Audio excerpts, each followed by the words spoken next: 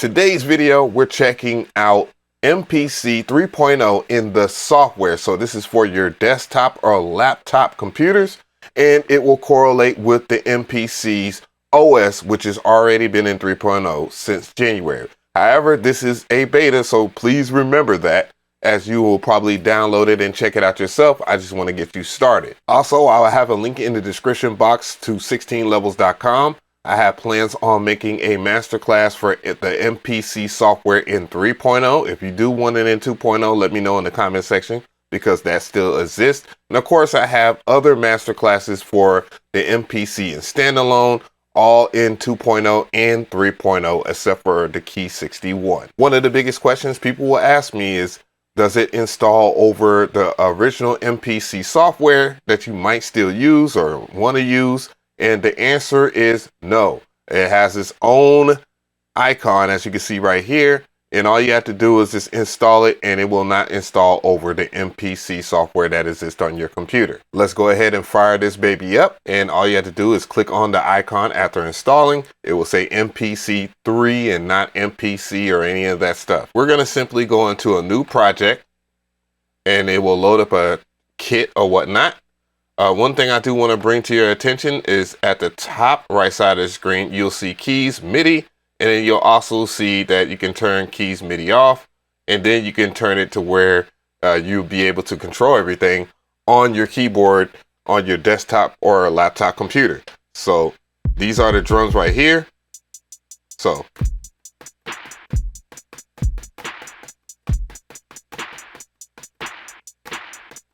I'm just controlling that with my keyboard. Simple as that. So you don't necessarily need an MPC to use the MPC software at all. And it's been like that for a long time. If you pay attention to the right side of the screen, at the top right that is, you'll see that I have a whole bunch of MPC expansions. You do not have to reinstall your expansions. Matter of fact, if you look at the bottom right side of your screen, then you'll see you have a media browser that you can open and close. So if you do not see anything, then you need to open up the media browser by either hitting this icon right here or pressing the letter B. So if I press the letter B, and I make sure that you do this right here, turn it back to keyboard mode or whatever, you can turn it off on your keyboard on your desktop or laptop computer so that you can see it.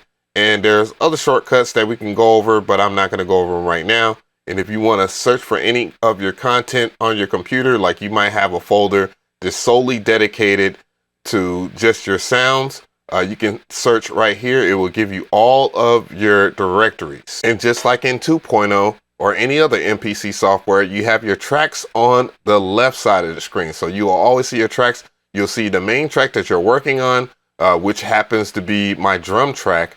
And you will see the output too. It is all represented right here at the bottom. Of course, you can rename and do all kinds of stuff. If you want to rename your tracks right down here, you can do that. You can also change the look of your tracks as well.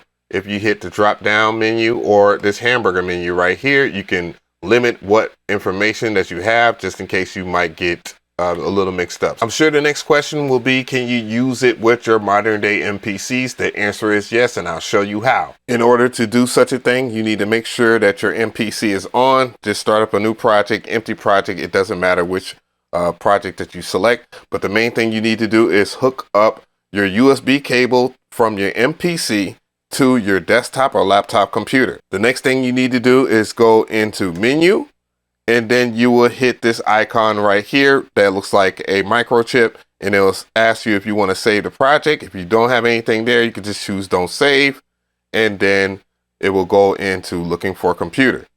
From looking for a computer, it will look for a computer to see if the software is hooked up. If you're not using the latest firmware update, you need to update your firmware so that you're able to connect to your computer. I wanted to show you that, and then we're going to go through the process. Now that we have updated it, you can just go back into the same process. Just hit menu on your screen, and then hit the microchip icon, and then go right into controller mode. And from there, everything will explain itself. After I finish connecting to the computer, you'll see that you'll have everything represented, and you can hear the sound coming from your computer. And just to show you proof of concept, I will show you on the screen as well as on the MPC, as it is a direct representation of what you have on your MPC that is standalone and in controller mode.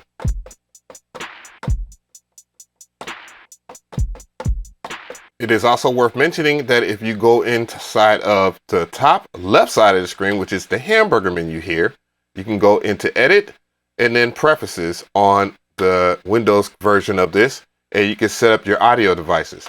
You will notice if you go into Audio that you will get a new set of devices. Depending on which MPC that you own, you can set up the device to be that particular MPC. I have the MPC Live 2, so I will select the MPC Live 2 Audio drivers. Now I can control sound from my MPC in terms of loudness, but you need to make sure that you have it plugged up to your computer so you run it into your audio interface so you can hear sound. It is also worth mentioning there's a couple of things that if you do not know anything about the MPC software that you can set up, as well as audio, import and export, MIDI. You can activate your plugins and other stuff as well. You can also choose to route your plugins, in which this is one of the biggest news. In MPC 3.0, we finally get VST3 support. So from here, you will just hit these three dots and you can select your folder. I will do so right now. Let's go inside of your folder, to go on your desktop, wherever you have your plugins installed. I'll go to my C drive, and then from my C drive, I'll go to Program Files, and then I will select my VST plugin folder of choice. This is my VST plugins folder. I'll go ahead and open that up, and it will say Program Files, VST plugins. Choose to scan new or rescan all. I would choose scan new. If scan new doesn't work, then you need to go ahead and do rescan all. By the way, I have over 1,000 plus VST plugins, so it's going to take a minute for me. Now that we have everything loaded, it's as simple as you just creating a new track and then selecting plugin.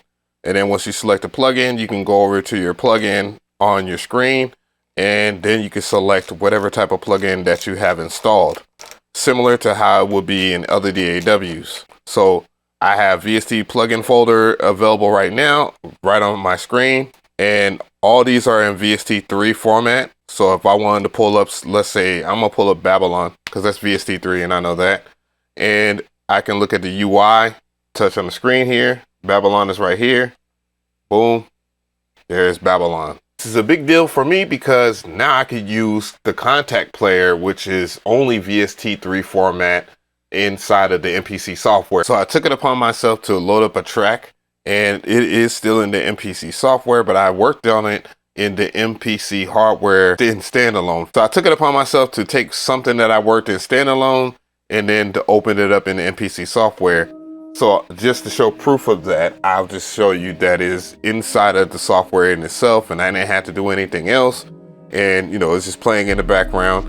The only difference is that you would control volume either right here or in your output. So let's go ahead and do that. And if you were to navigate to anything on here, your tracks, it will be represented on the screen in itself. One thing I want to point out, if you just go in the menu and you go to an arrange, it doesn't pull out the full arrangement or whatnot, but it does allow you to go through the tracks.